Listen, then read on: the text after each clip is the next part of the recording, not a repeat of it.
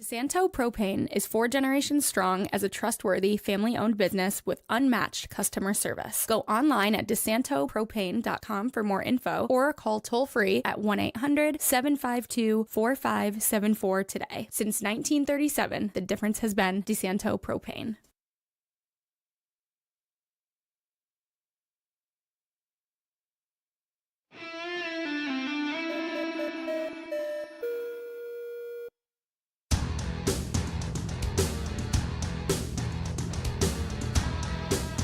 Good afternoon. Welcome back to Against the Boards. I'm Chamberlain Bauder. Thanks to my producer, Paul Russo, for getting us on. And here we sit in the end of May, and the Amerks are on the ropes. But we've got a fun turn of this weekend around the horizon for National Championship Men's Lacrosse, as I will get to go and be a member of the media, bring you some interviews and a different perspective from Gillette Stadium that happens over this weekend. We'll get into that later, but first things first here, we're going to start with the Amerks, who last night start down 1 goal in the first 14 seconds of the game, thanks to Luke Tuck, and then throughout the next, essentially you could say 40 minutes, the next 43 minutes they absolutely relied on Devin Levi, had to clamp down, kept it a 1-0 game, and Levi kept it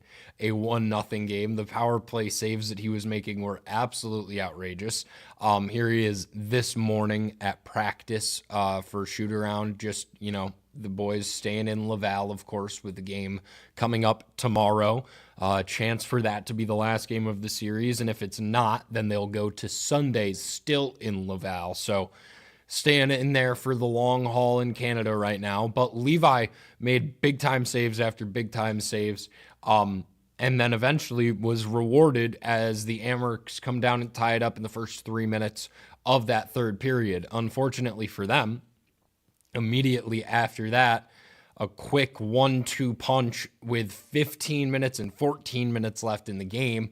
And that first goal from Jekash was, gorgeous. And I'm probably pronouncing his name wrong, so I'm sorry. But the backhand near post, pop the water bottle shot that he took, what are you going to do about that? There's nothing to stop. So at the end of the day, Laval showed their skill, like we talked about with this coach and all of the players last week on Wednesday when the Amerks lost that first game of the series. This is a team with a lot of skill. They flashed their skill late in this game, despite the Amerks having hope, and then it was over, and we wound up with the lowest scoring game of this series being a 5-goal game, which is just completely baffling to me. Obviously, a 5-4 Laval win in the first game with 9 goals, 8 goals total in game 2 with the Amerks winning 5-3, and then 5 goals total in this one with the 4-1 final for Laval. Last week, I was in the exact same position I'm in right now. The Amerks are in must-win territory, and now they're actually in must-win territory because if they lose, they literally go home, versus if they lose, they have to come into hostile territory. Completely different conversations, honestly. The fact that I even called it a must-win in that scenario last time seems kind of laughable now. But with the hard game ultimately that came out, it was I believe Kulik got the assist on that Rusick goal. He did get the assist on the Rusick goal. Rathbone as well sent that pass to him. So Cale Clegg drops down a little bit in the playoff points. He's still at 9 with his 5 goals and 4 assists, ranking 5th. Right now, the Texas Stars have 3 of the top 5 point scorers, or the top 3 point scorers so far in the AHL playoffs right now. And I was just talking to Paul. I think it's absolutely baffling that a team that's, still moving in the NHL can have their team absolutely cooking here in the AHL. Then again, the Checkers just swept the Bears. So I guess it's just all over the place. That's the kind of thing that's happening right now. But ultimately, the Amerks tomorrow is the big one They have to win. There's just no other way to put it. And Levi right now is making the big saves. People talked about him having a poor performance, 19 shots, 4 goals given up, whatever it may have been. At the end of the day, if the Amerks aren't spending more time in the offensive zone or converting that time into goals, Levi's going to be stuck making save after save, being caught up on the highs of the possessions being in the defensive zone, and eventually they're going to sneak through. It's just basic statistics. If they have that many opportunities, not shots, but possessions, they're going to capitalize on them. The other thing that's really key, I think, for anybody that wants to just look at a stat box and assume things based off of that, don't forget that in hockey, the only shots that count are ones that are on goal. If they hit the post, it's not on goal. If they hit a player and it gets blocked in front, it's not a shot on goal. Every one of those shots does not get counted against that save percentage, but a goalie still has to react every single time to those shots, and there is some physical response that they have to put into that. So at the end of the day, they're still working for all of those non-factoring saves that they get on their statistic sheet. So anyways, big game tomorrow, 7 p.m. start for that one. I had to tune in on the radio yesterday because I could not get through Flow Hockey despite it saying somewhere that it was going to be free to watch. I might just be confusing something with the first game of the series. They said it was free to watch and now it's not. But yeah, been listening to the Don Stevens and Andrew Mossbrook show. It's pretty great. I can't lie. But ultimately, like we said, must win. Lose, you go home. Win, stay in Laval for another 2 days and fight for it in the afternoon on Sunday. That's what the Amerks are looking at. Now, on the American side of things, we have quite a few connections to upstate New York going on in this upcoming Final Four of the men's Division I lacrosse tournament. Now, unfortunately, the connections with Division III and II not necessarily there, and Syracuse kind of falling off a cliff in women's lacrosse this year, so not having that one either. So it's really just the Division I tournament this year that's kind of our mainstay. RIT gets knocked out in the semifinals. Of course, Lemoyne is now Division I, so there's not really that upstate New York core team in D2 to cling on to. And so we get blessed with Cornell and Syracuse making the tournament, a former Hobart player being the head coach of Penn State in another Final Four tournament, and 2 Rochester kids on the Maryland Terrapins that are both getting playing time right now. And here we look at that Final Four as it shakes out. Of course, CJ Kirst and company for the number 1 overall Cornell Big Red. They came out with a 1-goal win over Richmond. Had to pull that one out on the back end. Man, did my spread get screwed. Fun fact, obviously, if you're in the state of New York, you can't place any sports bets on teams in New York.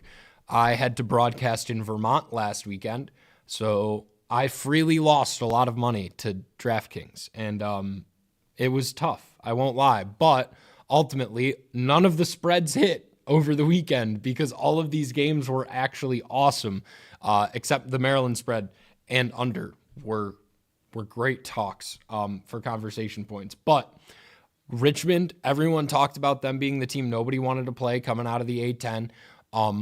Of course, this is a team that Hobart somehow played to 10-10 after going down 4-0 in the first quarter of the game. And they bring Cornell all the way down to the wire. They pull it out 13-12 in the end. We'll flip it to the other side of the bracket because the last game we're going to talk about is the best game, in my opinion, of this set of games from the past weekend. Maryland versus Georgetown. Ultimately, the way the whole weekend was starting to shape out, this being the last game, I figured that it would either be Aiden Carroll absolutely taking over the entire game for Georgetown or Logan McNaney shutting down Georgetown. Georgetown scores 6 goals. The defense and Logan McNaney in goal shut down Georgetown, pull out the win. This has been a tournament of individual efforts in my mind that have peaked for their certain teams. And yeah, I mean, no different in my mind, I think, for this Maryland team, really, with McNaney and that defense. I mean, he is absolutely the captain of that whole unit back there. Also a guy from Corning, New York, except he played his high school ball in Connecticut. Now, Syracuse-Princeton, I won't lie, I was a hater. I said Syracuse is going to lose by 5, and Joey Spallina proved me wrong. 8 points from him. And the other thing, too, about Joey Spallina going off for 8 points on Long Island in Hempstead, New York, was the fact that, you know, the last game against Harvard, he didn't have the flashy high point output performance. It was Roa that had to help lead the way back for Syracuse, the midfield kind of leading the way back in that comeback against Harvard. This time it was Spallina led. The attack did what they needed to do. And yeah, Cuse is back in the Final Four. Cuse is back. That's what everyone's saying, and I get it. I mean, you beat the number 3 team in the tournament, arguably the number 2 team in the country at that point in Princeton. They were the consensus number 2 pretty much all year.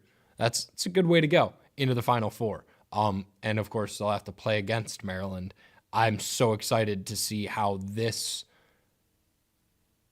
offense of Syracuse plays against this defense of Maryland again, honestly, ultimately. Now, the last game of the weekend, and arguably the game of destiny here that you could say. I talked about this being the game that I didn't want to pick. I said, I think Notre Dame will win. I want Penn State to win. Well, and the other thing, sitting in the third quarter watching this whole game play out, when it got to 12-6, I was sitting in the car and I said, oh, that's tough, Penn State. Better luck next time. Well, so much for that. I guess I didn't watch enough Notre Dame games this year to realize that their offense could stall out like that. And ultimately not really put a shot on cage to force Penn State's goalie to make the saves. But Matt Traynor, oh my, single-handedly took over that entire second half. The second that he air-gated, I was jaw on the floor. It was insane. That shot was sick. Literally so cool. And it was also the point in the game where you felt all of the energy shift from, as it was shifting along the sideline, kind of like a meter. It was going from Notre Dame over to Penn State. The second that goal happened, it just went whoop, right on over. Penn State, all the energy, everything left in that game, it was theirs. And they're going to need a lot more of that now when they go up against this Cornell squad, of course. But that zone defense from Tambroni, I love it. I won't lie. It almost didn't work out early in the game, and some people always question the zone. But if you know how to run it and you get the shots to come from the outside, that's the other key. You have to have a zone that can actually force shooters out of the crease and stop those opportunities from working out, which is a really hard thing to do against someone like CJ Kirst, where all you have to give him is that half step and he's going to drop his shoulder down and get to the rack. But if you can stop that from happening and force the shots from the outside, Jack Frassion can stop them. And this defense did a great job late in that game of forcing those shots from coming from the outside. So they were either, well, English is hard. So they were either off target or easy reads for Frassion because he could see the ball for 14 yards. So I'm really excited to see how that one shakes out. Of course, that's the first game at noon on Saturday. And then at 2:30 on Saturday, it's Maryland and Syracuse.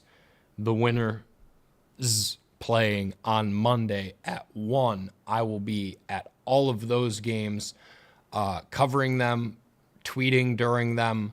I'll be trying to put different things out kind of as I go throughout this weekend. But yeah, so it's going to be a fun one. No doubt about it. This will be my first time that I get to go and cover the national championship for Division I lacrosse, and there being a possibility of a Syracuse-Cornell national championship. Are you kidding me? Like, that would be sick. All of my childhood dreams would be coming true seeing that happen. And being there covering it as a member of the media. That would just be that would be one of those big time full circle moments for me. Despite the fact that, growing up here, I had to root against them my entire childhood because they played Hobart. But Cornell, Penn State, Syracuse, Maryland. It could also shake out the complete opposite way. Let's be totally real. Maryland is great. They could shut down certain aspects of this Syracuse team. I don't know that they will. I think it'll be interesting to see what kind of influence the power players because Syracuse doesn't run a man up. They run a power play. Let's be really clear. Syracuse plays box lacrosse when they go a man up. And they put Trey Deer in, and they have Finn Thompson, and they just go, yep, we're going to score from the inside. Cool, good talk. Like, done for you. I think I want to watch them start to integrate that into 6-on-6. And if they can beat almost anybody on offense. But, yeah, I'm excited to see how both of these games shake out. And like I said, we'll be tweeting. The Twitter is Mr. Chamberlain B. It's just my name, really. If you search Chamberlain on anything, you'll find it. It's a long name, but, I got it as a first name, and I got to use it. So we just keep it there. But I'll be tweeting. We'll be on Instagram stories, as many interviews as I can get. So next week we'll be stocked full of NCAA tournament interviews, and then it'll be PLL kind of right around the corner, and we'll be sticking to those upstate New York connections.